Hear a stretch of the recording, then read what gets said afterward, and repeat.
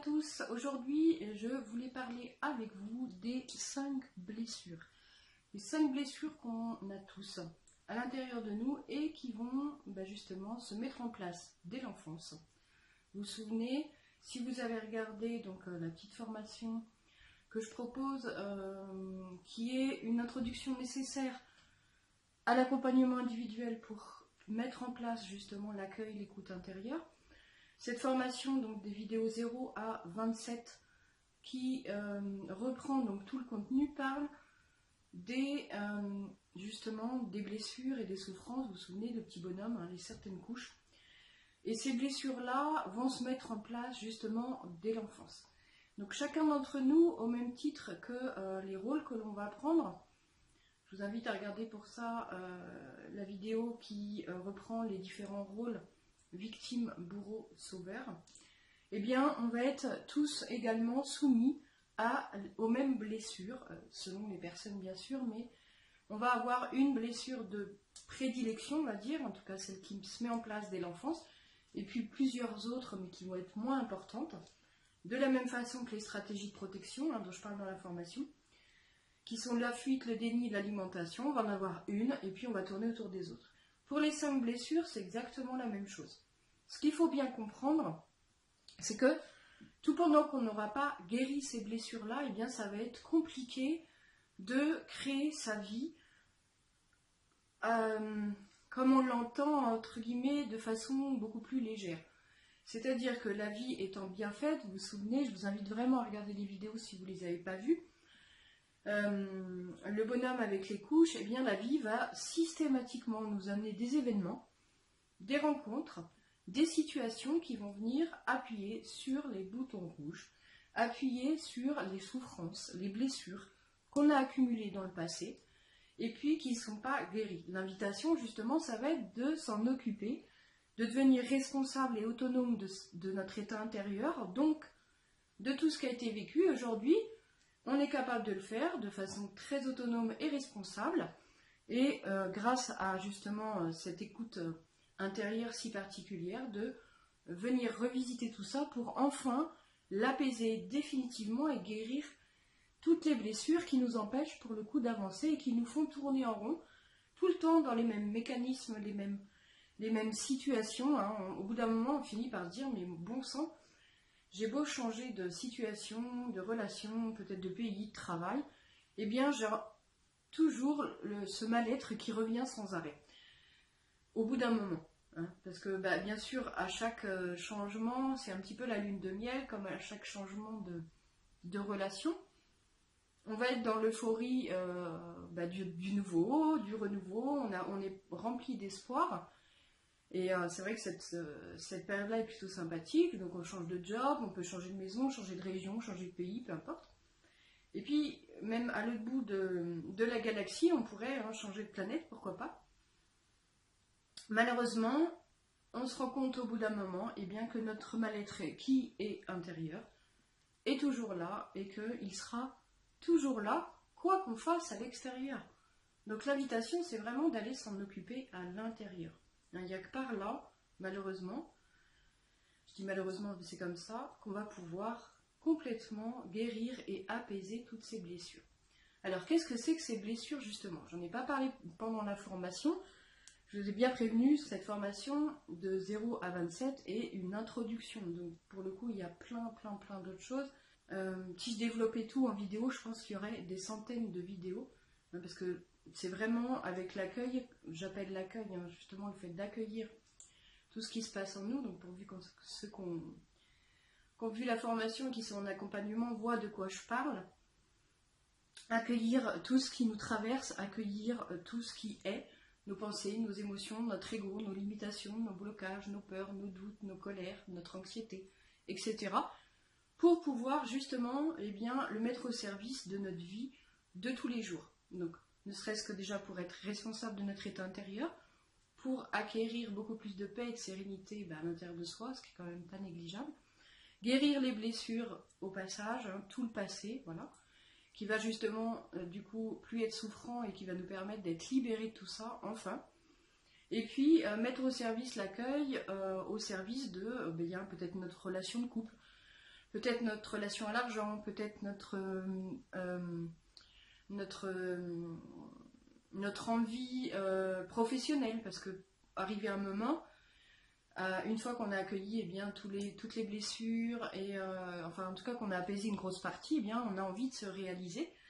Arrive cette étape de réalisation où on a envie d'être en action et de proposer nos talents, nos compétences, ce qu'on sait faire le mieux et nos couleurs au monde. Et j'accompagne d'ailleurs les personnes dans ce sens-là aussi, pour justement, grâce à l'accueil, pouvoir avancer concrètement dans les projets professionnels tout en accueillant les limitations, les blocages, les doutes, les peurs qui se présentent au fur et à mesure pour pouvoir avancer plus rapidement bien sûr dans nos projets et éviter de se rester bloqué et puis d'être complètement en désarroi face à ce qu'on a à faire, face à ce qu'on doit faire.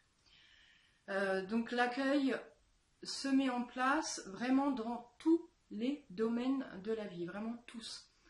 Moi j'ai entre guillemets tout mis de côté, tout ce que j'avais appris pendant 20 ans, et c'est une hygiène quotidienne, mais qui permet vraiment de transformer, de se réaliser dans tous les domaines qu'on souhaite en tout cas travailler.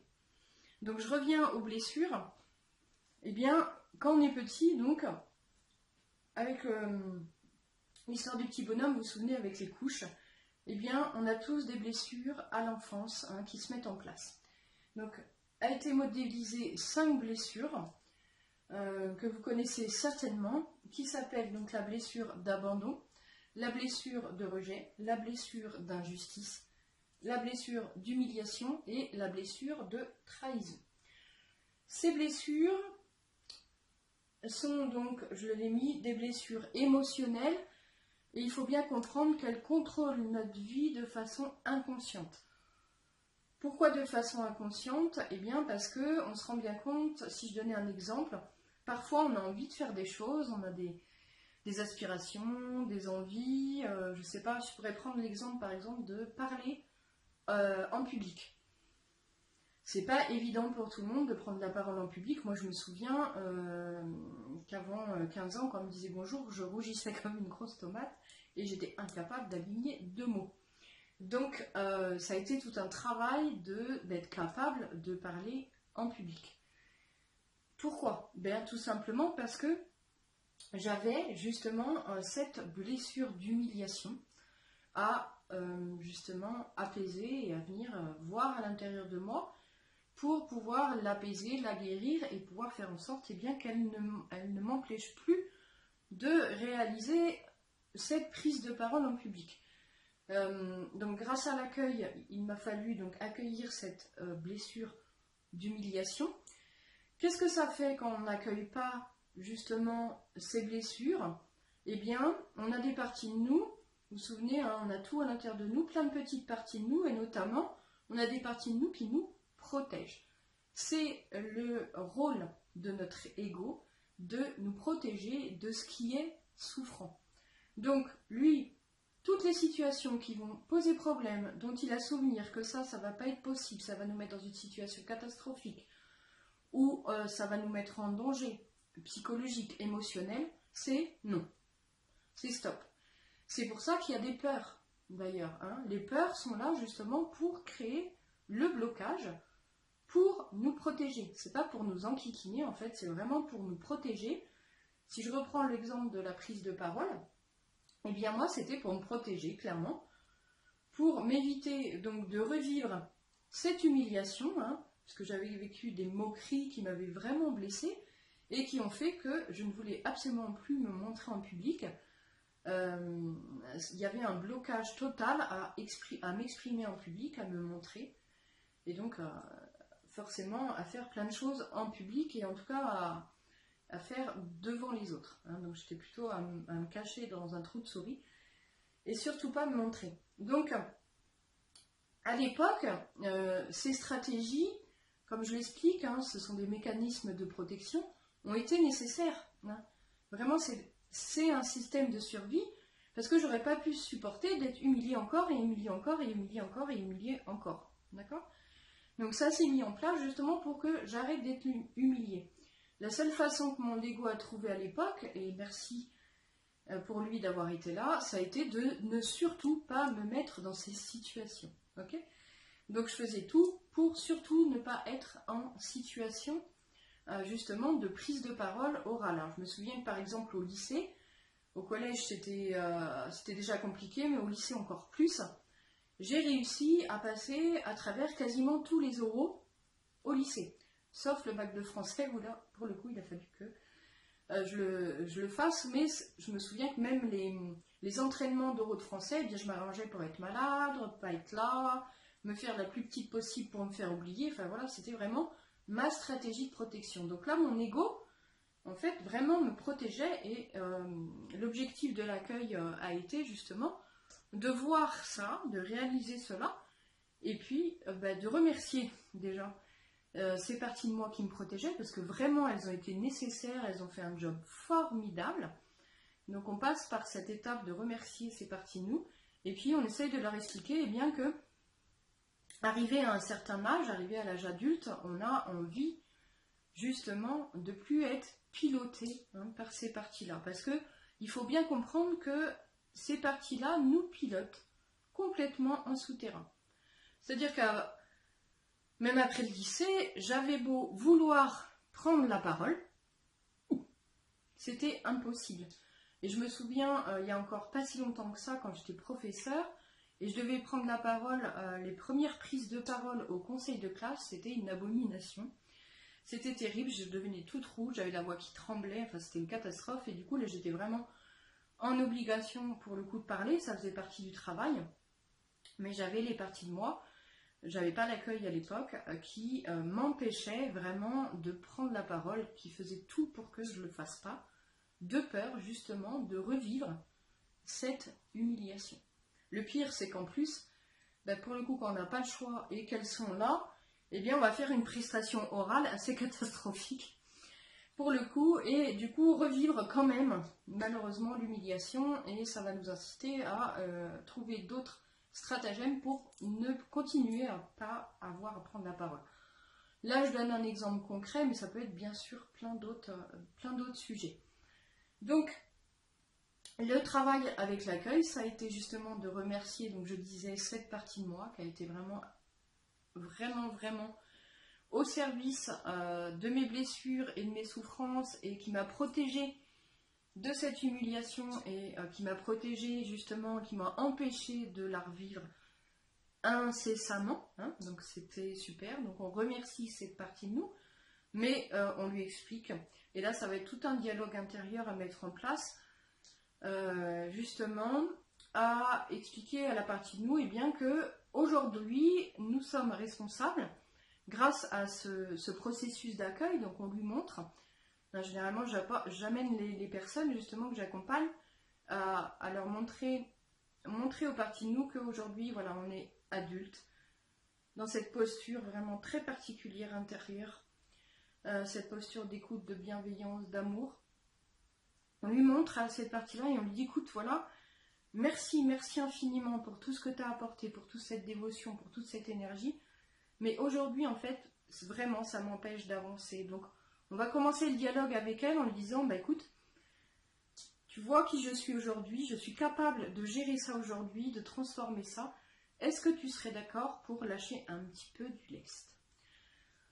Et puis, voilà, ça va être un petit travail d'adaptation avec ces parties-là pour justement qu'elles acceptent que de nouveau, on se remette, entre guillemets, en danger, pour justement pouvoir dépasser ça et se remettre, par exemple, pouvoir, là dans cet exemple précis, pouvoir parler en public. En parallèle, bien sûr, et là il ne faut pas oublier surtout, parce que forcément si on fait que ça, ça ne va pas suffire, il va falloir aller revisiter justement cette blessure d'humiliation, l'accueillir à l'intérieur de nous, accueillir toutes les parties de nous qui ont été vraiment blessées. On va voir que tous les événements remontent au fur et à mesure. On va accueillir vraiment à l'intérieur de nous, on va revisiter, faire émerger de nouveau pour accueillir. L'accueil, c'est vraiment ça. C'est voilà, on accueille de nouveau comme ça aurait dû être fait, mais que ça n'a pas été fait à l'époque, et en même temps c'est parfait comme ça. Donc on est capable aujourd'hui de l'accueillir à l'intérieur de nous, hein, de le réconforter, de le prendre dans nos bras, de l'accueillir tel que c'est, et justement eh bien, de l'apaiser. Parce que c'est grâce à cette posture qu'on va apaiser justement toutes nos blessures.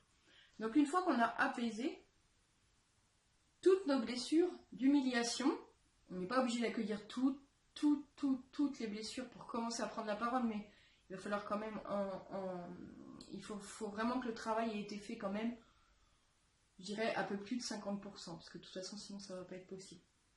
Et en parallèle, eh bien, on travaille avec cette partie de nous qui nous protège et qui nous empêche justement de passer à l'action. Donc là, j'ai voulu donner un exemple très concret avec l'humiliation.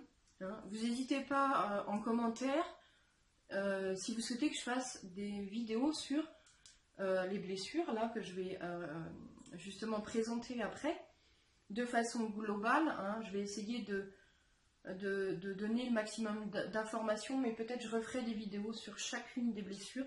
Et puis vous n'hésitez pas en commentaire si vous voulez que je développe par exemple certaines blessures que vous avez, et donc comment vous pourriez justement avoir des pistes pour faire l'accueil de ces parties-là, peut-être voir qu'il y a des stratégies de protection, parce que parfois aussi on ne s'en rend pas compte. C'est tout le processus de l'accueil, puisque bien sûr tout est inconscient.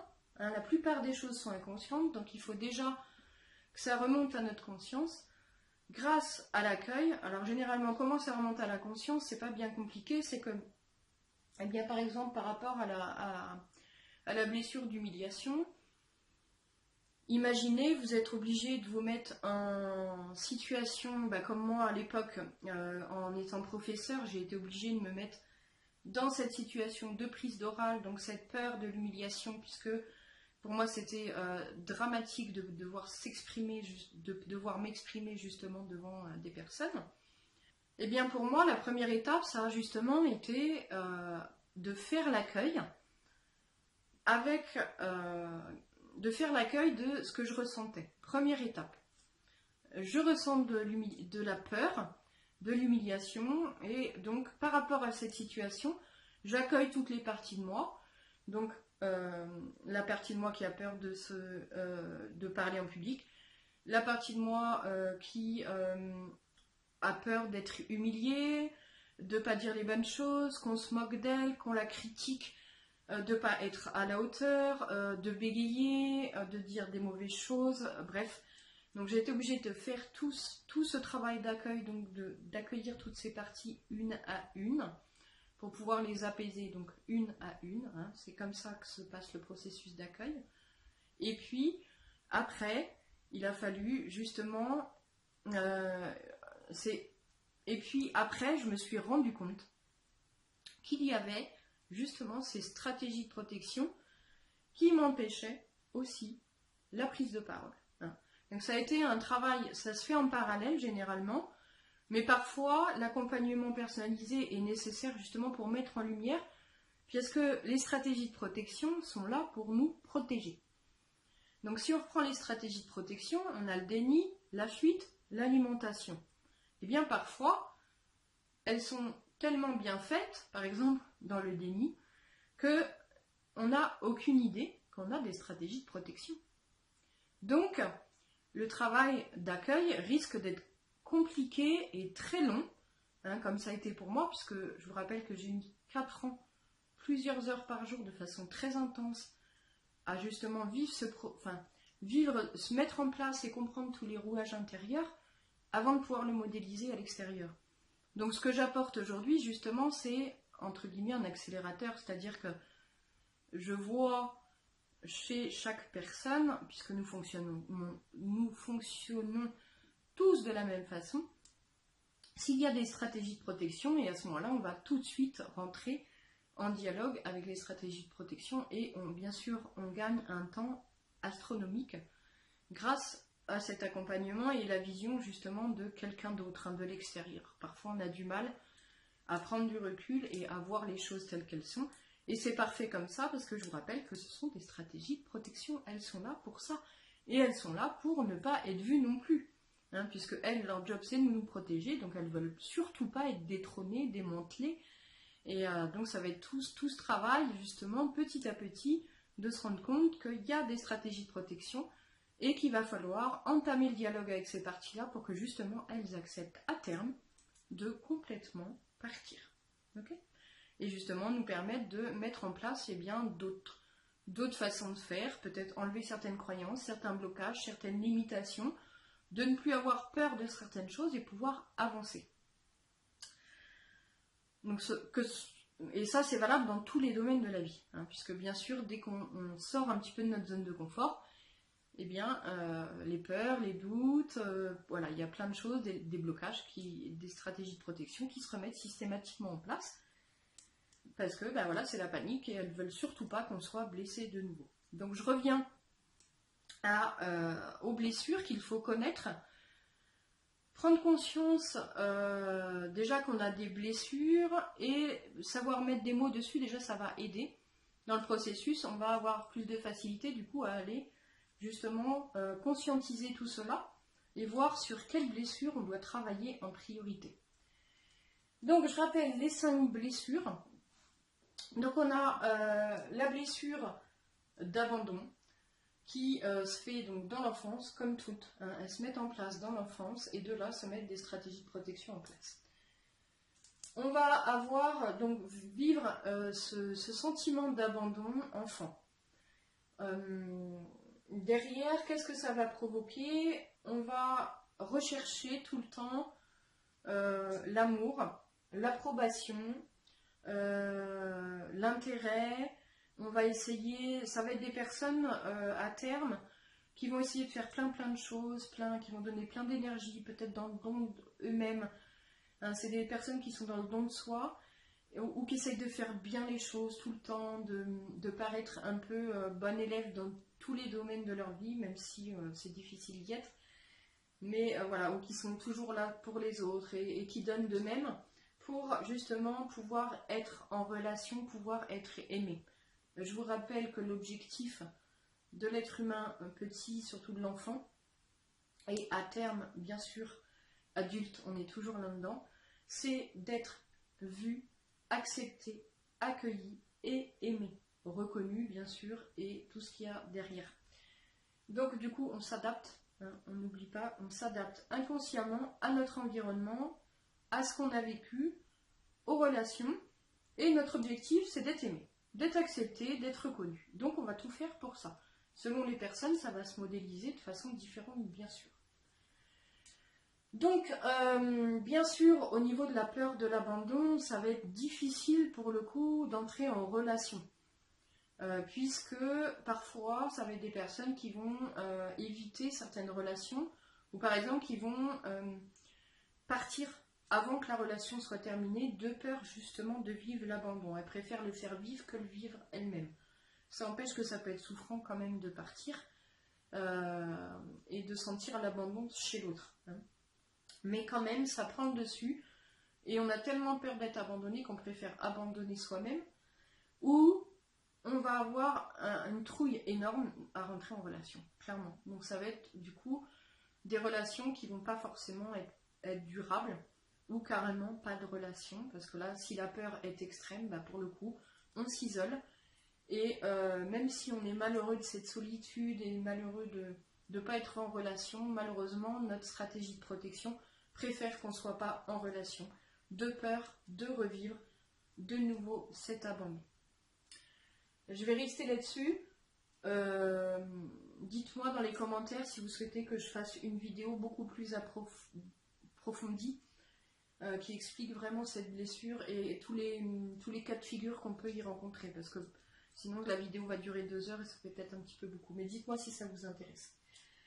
Après, on a la blessure du rejet. La blessure du rejet, c'est quand enfant, en fait, on ne nous a pas accepté comme on était. Donc ça peut être du rejet par rapport au comportement. Les parents qui disent ouais, vas-y, va dans ta chambre, t'es trop bruyant, ou tu te montres trop, ou qui ont rejeté un trait de caractère ou un trait physique. Hein, ça va être du rejet ressenti comme on n'est pas bien comme on n'est pas à la hauteur en fait, on est rejeté tel que l'on est. Donc ça crée une blessure qui va faire en sorte que on va essayer de se transformer également pour essayer de correspondre à certains critères, pour essayer d'être rejeté le moins possible. Alors c'est pareil, bon, les 5 blessures se rejoignent, hein, vous allez voir vraiment sur plein de points particuliers, puisque notre objectif à la finale c'est le même, c'est d'être accepté, aimé, reconnu. Donc bien sûr ça s'entremêle. Donc par rapport à cette blessure de rejet, eh bien on va avoir des problèmes d'estime de nous, de valeur de nous, bien sûr, hein, d'image de nous. On va peut-être pas aimer notre image, on va essayer de la transformer ou de se cacher. On va avoir un besoin énorme d'approbation aussi. Je ne l'ai pas dit, mais c'est aussi dans la blessure d'abandon. On va pas avoir confiance en nous, bien sûr, hein, puisqu'on est rejeté. Donc on remet en doute tout ce qu'on est. Hein. Voilà. Alors, ça peut être, là je fais l'extrême, mais ça peut être peut-être juste l'image physique chez certains, peut-être juste le comportement chez d'autres. Par exemple, moi qui étais hypersensible, mon côté hypersensible était rejeté. Donc j'ai fini par le rejeter moi-même. Puisqu'il n'était pas apprécié chez les autres, du coup j'ai fini par me détester du fait de cette hypersensibilité. C'est souvent le cas chez les hypersensibles, et du coup on finit par manquer de confiance par rapport à qui on est vraiment. Donc on rejette qui on est, et notre nature, et finalement c'est encore plus violent, puisqu'on rajoute de la violence au rejet, en enfouissant justement tout ça à l'intérieur de nous, en étant très dur avec nous-mêmes, et en enfermant à double tour, hein, vous imaginez, avec cadenas, chaîne et peut-être mur autour, les parties de nous qui sont rejetées justement par l'extérieur. Hein, du coup. Donc dans l'accueil, par exemple, si je prends cet exemple-là, eh bien le travail, ça va être justement d'aller revisiter toutes les blessures par rapport au rejet. Hein, et puis, bien d'aller justement libérer ces parties-là, voir à quel point on a été violent avec toutes ces parties, accueillir cette violence en nous, peut-être cette haine de certains traits de caractère qu'on a, parce que ça va jusque-là. Il faut s'en rendre compte, mais ça on s'en rend compte au fur et à mesure du travail intérieur. On va accueillir peut-être des stratégies de protection qui ont fait que justement on ne vivait plus ce rejet. Donc peut-être on s'est mis moins en valeur, on s'est peut-être mis dans un petit trou de souris, et puis voilà, on a fait pas trop de vagues, pas trop de remous, ou alors on a fait tout l'inverse aussi, hein, parce que ça peut arriver qu'on soit du coup soit très introverti, soit très extraverti, dans le sens où on va développer une stratégie de je m'en fous. Je m'en fous, à l'intérieur c'est très blessé parce que rejeté, mais notre ego a décidé de prendre la stratégie de protection un petit peu à l'inverse d'alimentation, c'est-à-dire que ben moi je décide du coup d'être extravertie de toute façon, puisque de toute façon je suis rejetée, donc quoi qu'il arrive je le serai toujours, et là du coup je vais être complètement vue, je vais en faire des tonnes dans l'habillement, dans la façon d'être, etc. Donc il peut y avoir plein de mise en place de choses différentes selon cette blessure. Pareil, si vous souhaitez que j'aille plus loin, vous me le dites. La blessure d'injustice. Donc on a vécu de l'injustice petit. Je redis, hein, toutes ces blessures, bien sûr, sont mises en place dans l'enfance et rejouent systématiquement. Hein, cette blessure, ça se rejoue systématiquement dans notre vie, jusqu'à l'âge adulte, jusqu'à ce qu'on comprenne qu'on doit faire quelque chose avec ça, qu'on doit justement, excusez-moi, apaiser ou guérir ces blessures. Donc elles se rejouent systématiquement, même si on change de travail, qu'on change de relation, qu'on change de... Au départ ça va être bien, et puis on va finir par retrouver par exemple cette blessure ou celle-ci. Et donc l'invitation à terme, c'est vraiment de s'en occuper. Donc la blessure d'injustice petit, ça va être des personnes qui vont être un peu dans le rôle du sauveur. Hein, c'est-à-dire que pour eux, eh bien la société c'est pas juste, l'école c'est pas juste, l'éducation c'est pas juste, il n'y a rien qui est juste. C'est très souffrant. Autant pour elles que de voir les autres subir l'injustice, ça c'est atroce aussi, forcément avec l'effet miroir, hein, vous vous souvenez. Et donc ça va être des personnes qui vont être très en colère, très révoltées, très révolutionnaires justement, qui vont avoir envie de changer les choses, qui vont être dans l'action, qui vont être dans la révolte, l'incompréhension. Alors ça va être pour le côté un peu exubérant dans cette colère, mais ça peut faire aussi tout l'inverse, c'est-à-dire créer une victime qui du coup se cache aussi pour ne plus subir l'injustice et va se faire une sorte de carapace pour ne plus avoir à vivre tout ça aussi. C'est valable d'ailleurs pour les autres aussi, hein, la carapace bien sûr. C'est valable dans toutes les blessures, la carapace. On va se mettre une carapace, c'est un peu les masques qu'on va décider de mettre en place de façon inconsciente, hein, je le répète toujours, pour justement se protéger. Donc ça peut être physique, ça peut être comment dire, ça peut être une façon d'être par exemple. Ben, le je m'en foutisme par exemple, c'est une stratégie de protection. Ça pleure à l'intérieur, mais non, ça va, hein, c'est du déni total, ça reste une stratégie de protection. Ou alors c'est fuir, faire toujours des choses pour justement pas avoir à ressentir ces choses-là. Donc c'est vraiment dans ce travail intérieur qu'on va pouvoir venir apaiser toutes ces blessures pour justement qu'elles puissent se libérer, s'apaiser et enfin ne plus agir inconsciemment. Et donc voilà, libérer les potentiels, libérer l'action et faire qu'on puisse avancer enfin. La blessure d'humiliation, bien j'en ai parlé tout à l'heure, donc j'ai donné déjà un exemple. On va se dévaloriser bien sûr, ne pas s'aimer du tout, éviter de faire des choses de peur d'être humilié. Donc c'est pareil, là on va se transformer certainement, on va peut-être adapter un personnage, une carapace, un masque, des masques pour pouvoir justement passer inaperçu, pour éviter de revivre constamment cette humiliation. Et puis la blessure de trahison qui peut avoir été vécue aussi petit. On retrouve la trahison aussi beaucoup dans les maltraitances. Maltraitance puisque l'adulte a trahi la confiance qu'avait l'enfant ou a trahi l'amour que portait l'enfant pour l'adulte.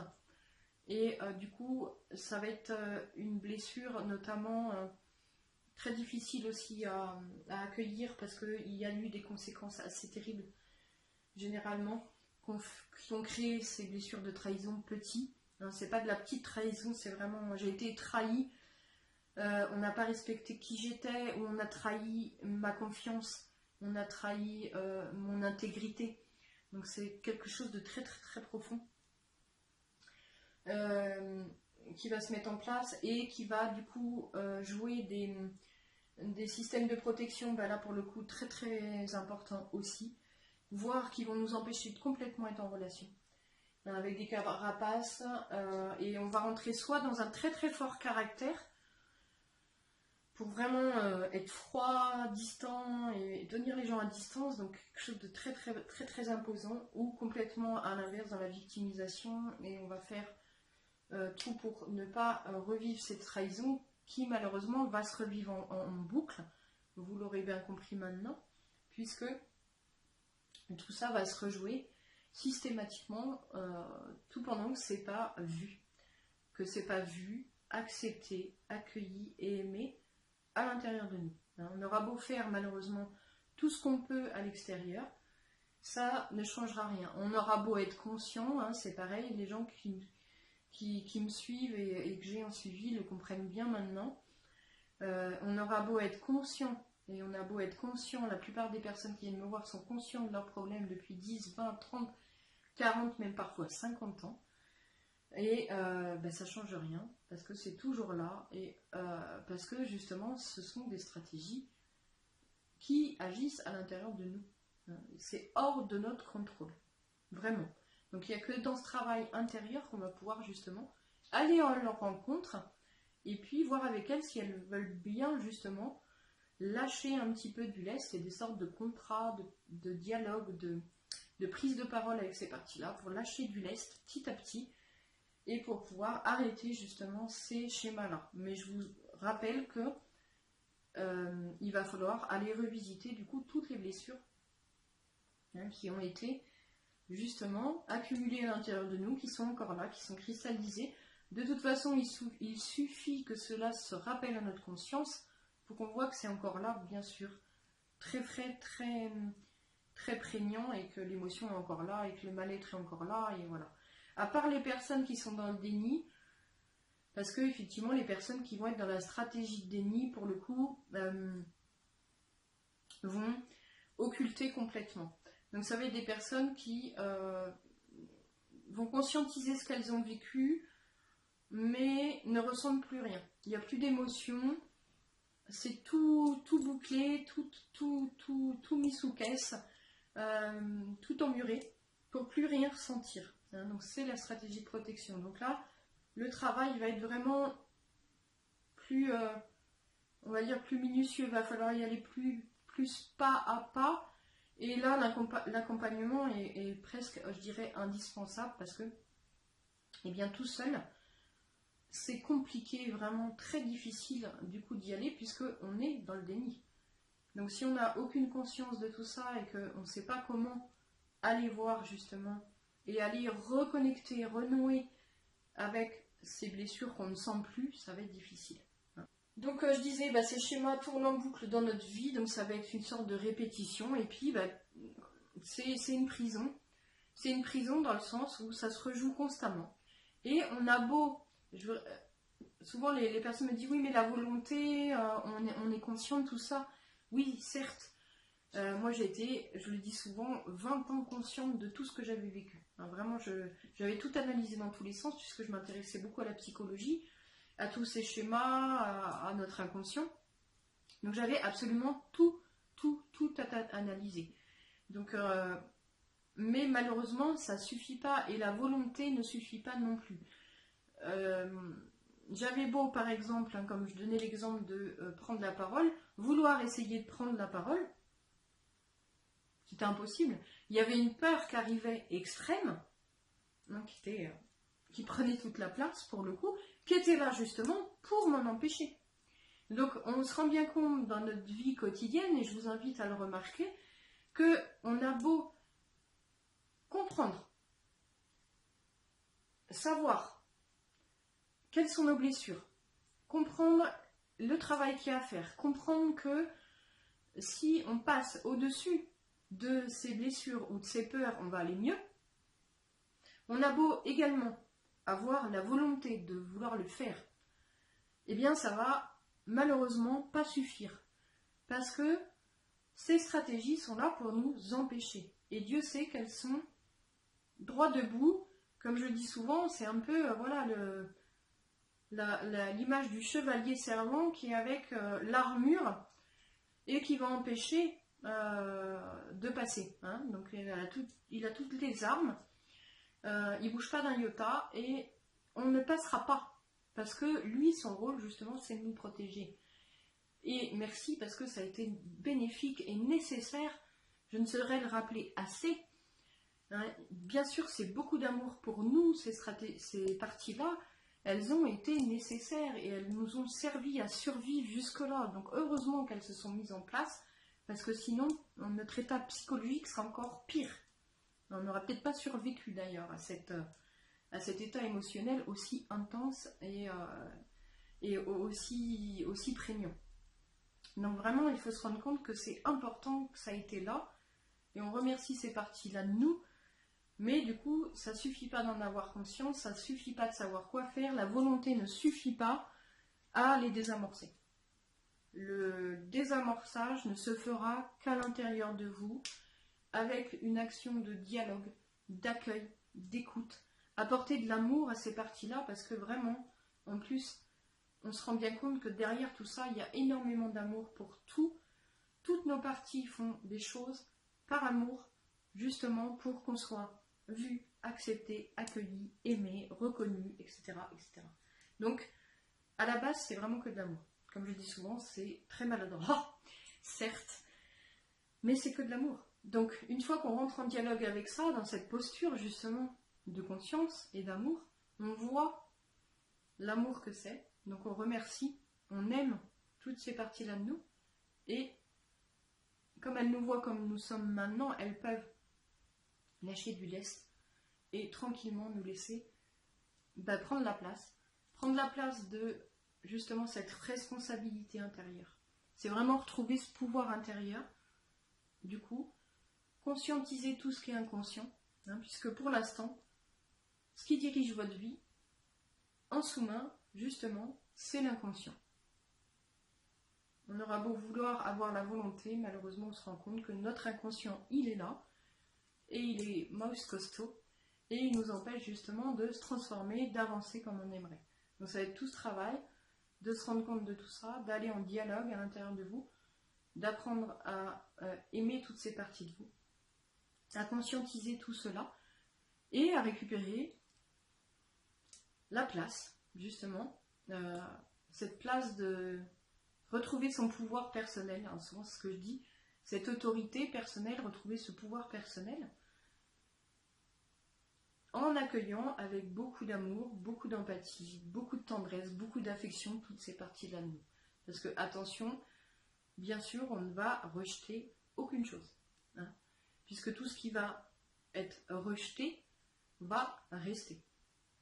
Il faut bien comprendre que l'accueil, la méthode que je transmets, d'écoute intérieure, très justement concrète, permet cela, d'apaiser, de libérer tout ce qu'en nous est souffrant, qui n'est pas vu, qui n'est pas reconnu, et qui justement est acteur de notre vie actuellement. Mais c'est dans cette posture vraiment d'accueil que va se faire cette libération et cet apaisement. Si on rejette certaines parties de nous, si on ne se met pas dans cette posture justement d'accueil et d'amour inconditionnel, eh bien ça va rester. Ça va rester jusqu'à ce que ça profite de cela. Si on n'a pas envie, par exemple, d'accueillir certaines parties de nous, ou d'aimer certaines parties de nous, eh bien je vous invite à comprendre que ce sont d'autres parties de vous à accueillir qui ne supportent pas justement les parties de vous, et elles ont droit chacune d'exister, et le travail ça va être d'accueillir chacune pour ce qu'elles sont, pour leurs croyances, pour leurs opinions, pour leurs ressentis, leurs sentiments, leurs émotions, leurs pensées, bref, et que chaque refus sera une partie de vous en fait à accueillir. Bon, je pense m'arrêter là pour aujourd'hui parce que la vidéo est encore assez longue. Donc je vous remets à la fin de la vidéo, pour ceux qui ne les ont pas vues, donc la formation complète qui explique, qui est une introduction vraiment nécessaire, j'insiste. Personne ne vient me voir en accompagnement sans avoir vu toutes ces vidéos, parce que vraiment c'est important de savoir de quoi on va parler, et pour pouvoir mettre en place tout de suite dans l'accompagnement individuel à la première séance, il faut avoir vu toutes ces vidéos, donc de 0 minimum à 27. 28-29, ce sont des exemples d'accompagnement qui ont été faits justement pour donner un exemple. Mais c'est vraiment le début, c'est pas représentatif de tous les accueils qui peuvent se faire, bien sûr, loin de là d'ailleurs. Et donc je vous invite, pour ceux qui ne l'ont pas fait, à regarder donc les vidéos de 0 à 26 pour comprendre ce que je propose, comprendre le processus d'accueil, comment le mettre en place donc justement à l'intérieur de vous. Et pour les autres, eh bien, je vous invite à laisser en commentaire vos questions, vos sujets. Peut-être vous avez envie que je développe certains sujets, je ne sais pas moi, sur le lâcher prise, sur certains sujets spirituels, certains concepts que je pourrais développer, certaines réalités, je ne sais pas. Et puis vous n'hésitez pas aussi si vous avez des questions et que vous souhaitez des pistes pour avancer. Je vous dis à très bientôt pour une prochaine vidéo. N'hésitez pas à mettre un petit pouce bleu, ça fait toujours plaisir, à vous abonner si ce n'est pas déjà fait. Et puis voilà, je vous remercie pour ce temps d'écoute. et je vous dis à très vite.